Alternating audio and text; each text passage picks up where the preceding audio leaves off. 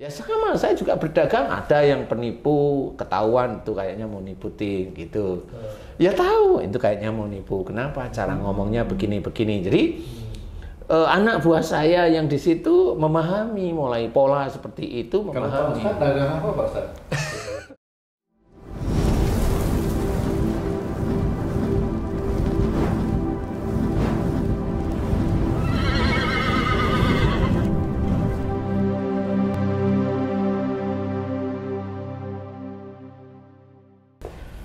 Bismillahirrahmanirrahim. Assalamualaikum warahmatullahi wabarakatuh. Waalaikumsalam warahmatullahi wabarakatuh. Para pemirsa dan sahabat beriman dimanapun berada, kita jumpa lagi di Ustadz Danu Official Channel. Semoga kita semua dalam keadaan sehat dan lindungan Allah Subhanahu wa Ta'ala. Amin amin ya rabbal alamin.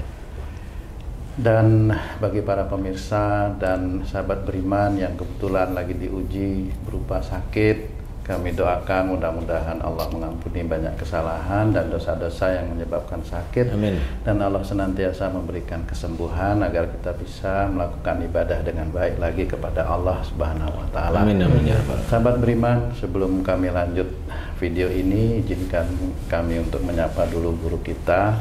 Assalamualaikum Pak Ustadz. Waalaikumsalam warahmatullahi wabarakatuh. Sehat Pak Ustadz? Alhamdulillah. Alhamdulillah. Bang Haji J, Assalamualaikum. Waalaikumsalam Pak Tom. Sehat? Alhamdulillah. Alhamdulillah. Alhamdulillahirrabbilalamin. Sahabat beriman, kita akan ngaji lagi bersama guru kita Pak Ustadz Danu. Mudah-mudahan nanti kajian kali ini bisa bermanfaat untuk kita semua dalam rangka meningkatkan keimanan dan ketakwaan kita kepada Allah Subhanahu wa Ta'ala. Amin. Insyaallah. Pak Ustadz, saat ini kondisi kita itu kan agak sulit ya. Kalau saya katakan sulit itu perekonomian kita secara umum itu kan luluh lantak akibat beberapa waktu yang lalu terjadi pandemi seperti itu Pak Ustadz. Saya melihat seperti ada orang yang misalnya meminta-minta gitu. Pengemis maksudnya. Pengemis maksudnya gitu Bang J. Apakah yang mereka lakukan itu juga bisa menjadikan amal soleh atau ibadah buat mereka, atau bagaimana kita juga menyikapi hal yang seperti itu agar kita juga tidak salah di hadapan Allah? Kira-kira bagaimana pencerahannya Pak Ustadz? Iya. Terima kasih. Sebelumnya Bismillahirrahmanirrahim. Memang pandemi yang kemarin itu berjalan itu memang nggak cuma di Indonesia, hampir di seluruh dunia. Iya, betul. Ya, di seluruh dunia. Jadi istilahnya yang kemarin aja cerita sedikit waktu di Jepang itu. Di Jepang itu tetap ada seperti ada pengemis, seperti gitu ya. Seperti, kalau saya tidak melihat secara langsung, tetapi saya melihat di bis waktu itu. Jadi ada orang, dia ada kayak tenda-tenda kecil di lorong-lorong itu, tapi saya nggak tahu, dia nggak meminta-minta, jadi saya nggak tahu itu pengemis apa enggak. Maksudnya dia bertinggal di situ? Di situ ya. Tunawisma. Jadi iya seperti tunawisma atau orang yang ingin bebas barangkali, walau a'lam ya. Di Jepang? Di Jepang. Oh, ada gitu. Jadi kayak ada tempat tertentu gitu, jadi dikasih tahu. Nah, memang itu bisa porak-poranda ya dengan kondisi yang kemarin itu. Jadi di Jepang pun sama, di Indonesia juga sama. Nah, di negara lain, di Inggris tuh malah pada makan karet, makan ini, kemudian yang maafnya yang di Inggris itu malah perempuannya pada maaf ya menjajakan diri lah, maaf ya. Nauzubillah. Jadi di Indonesia barangkali juga sama. Kalaupun umpamanya Allah masih menitipkan rezeki kepada kita, ya kita syukuri terus menerus. Enggak cuma saat ini aja, pada saat pandemi Allah masih menitipkan rezeki, kita syukuri. Jangan cuma itu, yang dulu-dulu juga iya sama disyukuri. Nah, pada saat kita itu ada di jalan itu maksudnya ya di jalan melakukan aktivitas sehari-hari seperti itu, atau pas kita makan, atau pas kita adalah di jalan dalam bentuk seperti itu ya. Jadi kalau ada ketemu dengan orang yang meminta-minta, walaupun negara itu bilang tidak boleh memberikan uang kepada peminta-minta, nanti dikasih apa namanya, dikasih hukuman, sanksi, yaitu membayar berapa? 100.000, apa berapa? 100.000 kalau nggak salah. 100.000 atau berapa gitu ya. Ada sanksi hukuman. Ya sebenarnya maksudnya pemerintah itu juga baik, tetapi kan kalau kita pas di lapangan itu, kemudian lihat, nah itu petunjuk dari Allah Ta'ala. Jadi kalau petunjuk dari Allah Ta'ala, kita lihat mau apa. Dilihat orangnya, maaf nih kalau jelas, maaf ya agak pincang, mamanya lusuh, agak cacat lah, anggap aja bukan cacat beneran ya, agak cacat kelihatan. Kalau orang gerakan cacat itu kan kelihatan pada waktu jalan. Kemudian lusuh itu lusuh beneran, jadi bukan lusuh seperti diawut-awut, enggak, lusuh aja biasa. Ya kalau memang dia minta ya boleh aja dikasih. Nah di titik-titik itu jangan sampai umpamanya dia ya agak cacat, dia masih kelihatan agak seger, kemudian kita nggak ngasih, malah kita bilang oh, masih muda kok minta-minta, ya jangan seperti itu. Kalau memang kita itu, pikiran kita itu betul, kalau dia itu memang sebenarnya tidak meminta-minta, kita sudah betul ya. Sebenarnya dia memang harusnya tidak meminta-minta, dan perkiraan kita betul, tidak ada persoalan. Tetapi kalau memang orang itu memang dia tidak bisa dengan kondisinya,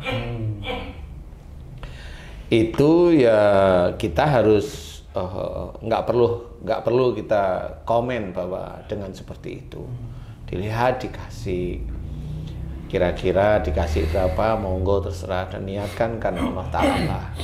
Karena di titik-titik itulah sebenarnya Allah menguji sebenarnya. Sebenarnya Allah menguji. Contoh mamanya nggak cuma yang seperti itu. Ujian Allah kepada kita itu banyak. Saya kasih contoh mamanya. Di negara kita khususnya ya, di negara kita itu kita pas parkir mobil suatu jalan yang boleh, kita parkir nggak ada orang. Pada waktu kita sudah masuk, tukang parkir nongol namanya. Ya, itu umum di negara kita. Ya kalau memang kita hitung parkir itu berapa sih, 2.000 atau 4.000 atau 5.000 mobilnya. Dan kita lihat dia emang tukang parkir dan ngabaninnya pun normal aja. Cuma ya nongolnya kok belakangan namanya kan gitu. Benar. Kalau bisa belajarlah untuk 3 komen. Belajar kita. Kenapa? Bagaimanapun juga beliau juga baru menjalankan ujian dari Allah Ta'ala, yaitu menjadi tukang parkir. Yang sebenarnya maunya dia ya direktur. Maunya kan boleh ya? Bisa Pak. Kalau misalnya gini Pak Ustadz, itu yang mohon maaf, ini pengemis itu selalu berada di satu tempat itu terus, itu seolah-olah itu dijadikan satu pekerjaan buat beliau itu bagaimana Pak Ustadz? Ya nggak apa-apa, memang dia melakukan pekerjaan seperti tersebut, ya nggak apa-apa, itu kan dunia. Itu bisa menjadi amal soleh buat beliau Pak Ustadz itu? Ini maaf ini Pak Ustadz. Kalau dia itu pekerjaannya mengemis walaupun bismillah, kira-kira dapat nggak ya? Kan juga beda. Yang diceritakan dalam hadis pun ada seseorang yang jelas kelihatannya dia itu ahli ibadah. Dia hanya di masjid. Dia hanya zikir aja sepanjang hari. Ditanya, makanya dari mana? Dari orang kampung. Dikatakan, orang kampung itu lebih mulia daripada dia. Kan sudah jelas, nggak perlu dijawab seperti itu.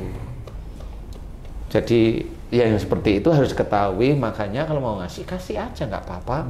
Oh yang ngasih kan banyak cerita bahwa tangan yang di atas lebih baik daripada yang tangan yang di bawah.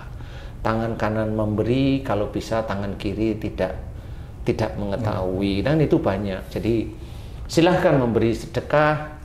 Orang lihat boleh, itu baik. Silahkan memberi sedekah, orang tidak melihat, itu lebih baik. Maksudnya apa? Ya baik semua. Tinggal yang mana yang baik nih. Kalau dia memberikan sedekahnya itu betul-betul karena Allah Ta'ala, dia memberikan jelas di depan orang banyak, dan niatnya dia betul-betul karena Allah, itu baik. Jadi betul-betul memberi. Kecuali kalau itu memang konten YouTube, nah ini beda ya, konten YouTube itu kan beda. Jadi memberinya dia apa nih masalahnya? Ada nggak yang dia ceritain yang bisa dijelaskan pada saat dia itu memberi itu ada baiknya enggak? Seperti itu. Nah ini yang harus diketahui. Makanya kalau memang mau memberi, cobalah yang dengan cara-cara yang orang lain kalau bisa itu hanya seperti kiasan aja. Bolehlah kalau kiasan itu. Gimana itu kiasan? Ya kiasan itu gimana ya istilahnya itu kelihatan nggak memberi tapi dia itu memberi, tapi orang tahu kalau ini kayaknya memberi ini tapi nggak diperlihatkan. Memberikan contoh gitu. Ya memberikan contoh, banyaklah contoh ya. Jadi tidak dalam kondisi saya membeli pisang harganya 20.000 kemudian disut saya ngasih 100.000 dan ngomong jelas ini apa namanya itu kembaliannya untuk Bapak. Ya memang baik seperti itu. Untung dia. Iya, tetapi kan itu bukan pelajaran yang bukan pelajaran gitu istilahnya. Ya bolehlah istilahnya. Kalau dia beli pisang kelihatan berapa, tanya 20.000, kemudian pada saat dia itu ngasih 100 ditut semuanya kalimatnya. Oh gitu. Walaupun yang dia ucapkan sebenarnya Pak ini nanti kembaliannya untuk Bapak, tapi tidak terlalu diperlihatkan di YouTube, itu boleh. Seperti itu dikiaskan lah istilahnya. Jadi jangan terlalu kelihatan bahwa itu memberi mamanya. Nah, hal tersebut sama pada saat kita itu melihat mamanya dia itu pincang, umpama dia agak cacat, ini nggak usah kita itu berandai-andai bahwa dia kali pura-pura, ya nggak usah. Nanti kalau ada sesuatu pada keluarganya, orang lain bilang oh pura-pura kali, jengkel juga dengar kan gitu ya. Jadi jangan. Jadi suatu keadaan itu terus bisa dikerjakan. Memberi niatnya karena Allah Ta'ala, nggak apa-apa kerjakan. Kalaupun menolakkan itu kan saya nggak memberi, kenapa? Karena pemerintah melarang. Ya monggo silahkan. Itu kan pilihan aja sebenarnya, pilihan aja. Kemudian memberi ngasih tapi ngomong mau kerja, ya monggo silahkan. Itu kan pilihan sebenarnya. Betul. Tinggal kita mau milih yang mana gitu loh. Memberikan sedekah tapi dengan kata-kata yang tidak baik itu juga dilarang oleh Allah Ta'ala. Kan gitu. Ya, harus kita pahami. Ustaz, mau nanya nih Ustaz nih tentang ibadah Ustaz. Setiap pagi biasa saya kan suka sarapan, beli nasi uduk sana, lontong sayur segala macam. Rupanya ada pedagang nih yang mengenali saya nih, suka di YouTube nih. Bersama Ustaz Dan. Terus pada kesempatan dia bertanya, saya selalu berdagang, memulai dagang baca bismillah, dapat dibeli sama orang alhamdulillah. Tapi saya ada perasaan yang masih belum sreg nih. Kalau dagang ini niatnya apa supaya dinilai sama Allah ini sebagai amal ibadah gitu Ustaz. Seperti itu. Oh iya, nanti saya sampaikan ke Ustaz Danu deh, saya tanyain nanti. iya. Pada saat dia berdagang itu diawali dari uang yang mau dipergunakan. Niatnya berdagang, asal uangnya juga harus seperti itu. Kalau uangnya dari nyuri ya nggak akan halal terus, nggak akan halal. Kalau dari pinjam di bank itu Pak? Kalau pinjam di bank kan diceritakan kalau banknya itu memang ada bunga, ada ini, ya itu dianggap oleh teman-teman itu riba. Makanya dianjurkan pinjam di bank syariat. Seperti itu. Monggo lah silahkan. Kalau di bank syariat kan ada syariahnya istilahnya ya. Bagi hasil monggo ya, bagi hasil seperti itu ya, monggo lah dibicarakan yang baik. Nah, kalau dari situ kemudian dia untuk dagang, sebenarnya dagangnya untuk apa? Dagangnya memang untuk mencari rizki, untuk penghasilan pendapatan keluarga, untuk menghidupi keluarga dengan niat lillahi ta'ala. Sebenarnya pola dari mau berdagang itu sudah niatnya lillahi ta'ala. Pada saat berdagangnya sendiri juga beliau bilang bismillah, buka warung, kemudian alhamdulillah kalau ada beli. Suatu ketika pasti Allah itu akan memberi ujian sepi. Benar. Nah itu mau bagaimana? Ya memang seperti itu cara Allah itu.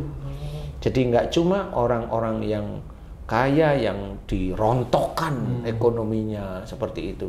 Ya orang yang biasa juga sama.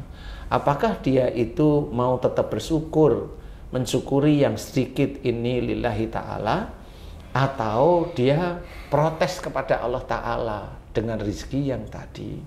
Kenapa? Biasanya Allah melihat yang kemarin-kemarin kamu tuh berbulan-bulan terus naik terus. Sekarang sedikitkin berapa hari udah ngeluh seperti itu. Nah itu kan itulah cara Allah mengatur ujian. Nah, pada saat diuji disedikitkan rezeki, padahal yang kemarin itu sudah menumpuk tabungannya, walaupun ya kalau yang berdagang seperti itu memang nggak besar, tetapi menumpuk itu maksudnya bisa dipergunakan untuk beberapa bulan umpamanya.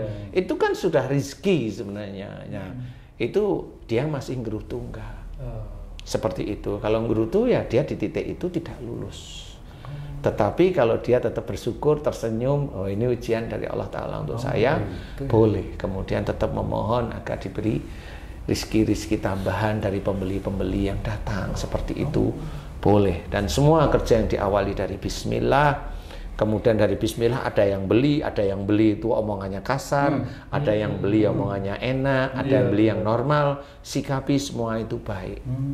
Karena dengan ada membeli yang omongannya halus, enak. Ada yang beli omongannya kasar, nggak enak, tapi belinya banyak. Lah kan gitu. Jadi kadang-kadang itu ujian ya begitu. Fluktuatif gitu. Omongannya nggak enak, nggak taunya belinya banyak.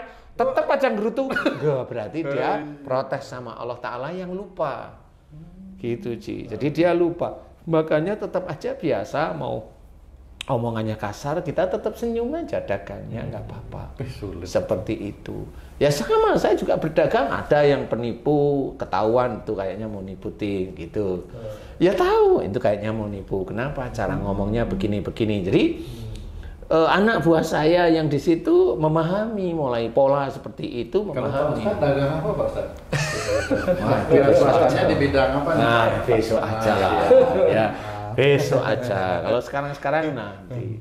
Yang penting itu kalau namanya mencari rizki, untuk mendapatkan rizki, Allah itu sudah menceritakan sesungguhnya mereka di dunia selalu berbuat kebaikan. Praktekkan itu. Allah sudah menyuruh kalau kita disuruh kerjakan sholat, kerjakan sholat. Kita disuruh berbuat baik, berbuat baiklah. Karena pada saat kita berbuat baik, Allah itu menyukai. Bagaimana caranya berbuat baik supaya itu menjadi baik di mata Allah, Pak Ustadz? Ya itu tadi, kalau dagang, uangnya itu kan sudah disiapkan. Kalau yang bukan pedagang misalnya? Yang apa? Coba contoh. Contoh kan nggak apa-apa, contoh. Gimana nih? Saya juga agak rutin gitu, setiap bulan tuh diurut gitu Ustaz ya. Tukang urut laki tuh. Oh rutin sama urut ya? Iya. Bingung ya? Oke ya. Nah, dia juga seperti itu. Ngomong ke saya, nih supaya jadi amal ibadah, mesti niatnya gimana nih? Gitu. Dia tukang urut biasa gitu Ustaz. Laki, udah pensiunan juga, dalam hati kan, wah, Haji Hasan tuh? tetap punggung. Oh, tetap punggung. Gimana tuh niatnya biar jadi amal ibadah? Kalau tadi kan pakai modal, uangnya dari mana asalnya? Kalau urut kan, Tadi dulu, Bang Haji diurut niatnya apa? supaya bisa mengerjakan ibadah dengan tenang gitu loh. Sebenarnya itu tergantung. Kalau beliau memang mau ngurut pada waktu di WA atau di telepon, urut aku ya, alhamdulillah ada yang minta. Bismillah ya Allah, saya akan cukup. Semua yang dikerjakan baik itu cukup Bismillah. Gitu ya, itu cukup lah istilah. Itu niatnya sudah karena Allah. Nah nanti ngurut ya gitu, nggak apa-apa ngobrol tapi sudah ngurut Bismillah lagi cukup. Insya Allah dari itu dikerjain ya karena niatnya karena Allah Ta'ala untuk menambah penghasilan, monggo silahkan. Jadi nggak ada sesuatu yang kerjaan yang memang itu bisa dikatakan halal ya halal, bukan kerjaan itu rendah. Enggak, semua kerjaan itu baik di mata Allah. Yang penting itu niat karena Allah Ta'ala, dan pada saat mendapatkan ujian, jalanin ujian itu ada dalam syariat, dalam akidah, atau dengan akhlak yang baik. Seperti itu. Nah itu tetap mau kerjaannya urut, tapi dia ngerjaannya baik, ya dia tetap jadi ibadah nantinya. Ngurut, bismillah, tapi di ngurut itu jelek-jelekin orang mulu. Kan ada yang seperti itu. Cerita Sambil gosip. Nah, itu kan sama. Ngurutnya bismillah sudah benar, gosipnya salah. Jadi tetap itu tidak boleh seperti itu. Itu boleh dikasih tahu nggak itu kira-kira Pak Ustadz? Boy, jangan gosip. Itu boleh kira-kira Pak Ustadz? Ya, istilahnya pertanyaannya ya jangan gitu. Nah, gimana tuh? Tadi kayaknya kamu bismillah ya kalau ngurut. Oh, gitu. Oh iya, saya bismillah. Biar apa? Ya, biar ini menjadi berkah. Ya, alhamdulillah. Tapi gosipnya bismillah nggak ya tadi? Oh, iya. Sambil senyum-senyum, karena tukang urut kan kenal ya. Seperti benar, itu. Jadi nggak terus. biasanya. Nggak boleh gosip ya jangan. Ya malah menyakitkan hati Baru mereka. separuh badan udahan pulang. Kira-kira gitu. Sakit hati ya. Habis itu terus nggak mau ngurut lagi kan kasihan. Nah, tapi kalau memang tadi gosipnya bismillah nggak, nah itu kan dakwah juga. Iya. Jadi dakwah itu di mana-mana, cuma pakai kalimat yang baik, kan gitu ya. Boleh silahkan. Semua pekerjaan kalau memang tidak merugikan orang itu ya bisa aja dikatakan baik. Insya Allah, termasuk dengan istri, ngobrol yang baik. Istri ngomong tidak enak dikasih tahu, kamu nggak boleh ngomong seperti itu. Nah itu tetap pahala juga, walaupun dengan istri. Bukan dengan karena istri udah istrinya tuh didiemin, nggak bisa. Kalau istrinya dikasih tahu nggak bisa, berani, terus akhirnya kita itu sebagai laki-laki nurut-nurut aja, ya dosa. Karena kita imam. Imam itu kan ada tata cara untuk menjadikan makmumnya ikut imam agar di jalan Allah. Nah, kalau imamnya dresep gini, ya kalau istrinya menang ya imamnya besok bertanggung jawab. Istrinya sebagai saksi bahwa kalau istrinya dinilai buruk oleh Allah Ta'ala, ya imamnya ikut. Imamnya ikut. Insya Allah seperti itu. Makanya jagalah dirimu dan keluargamu dari api neraka. Itu maksudnya itu. Jadi disuruh kita itu.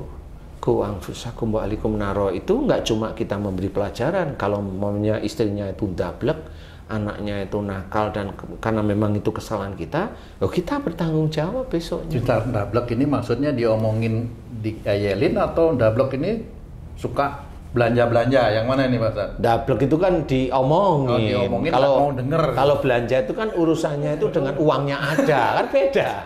Jadi seperti itu. Jadi kita harus benar-benar memahami bahwa amal soleh itu bisa kita kerjakan setiap saat itu ya seperti itu.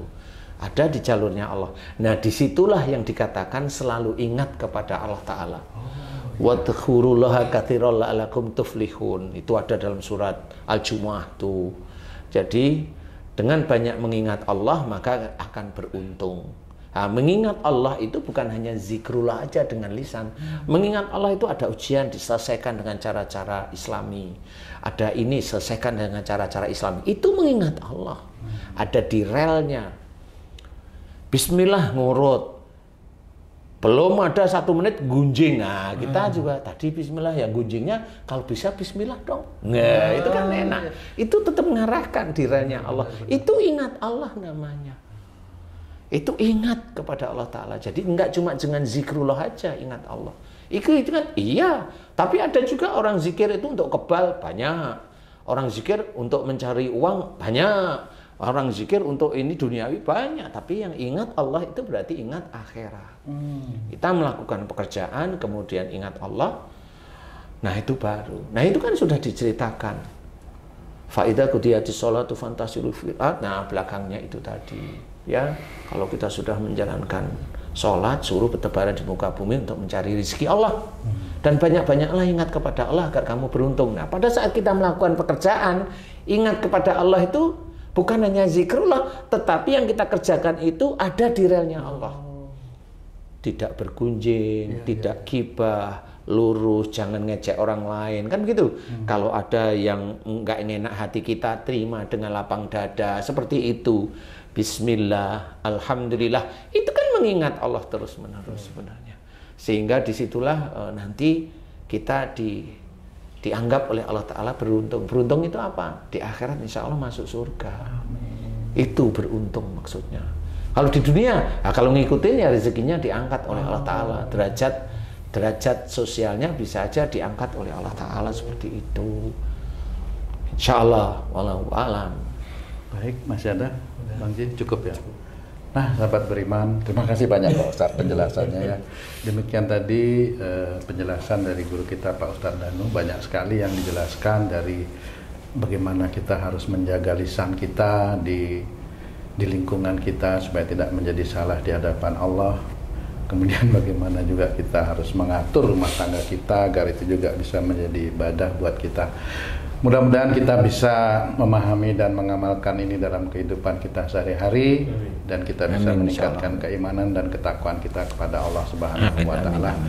Terima kasih atas perhatiannya. Wassalamualaikum warahmatullahi wabarakatuh. Waalaikumsalam warahmatullahi wabarakatuh.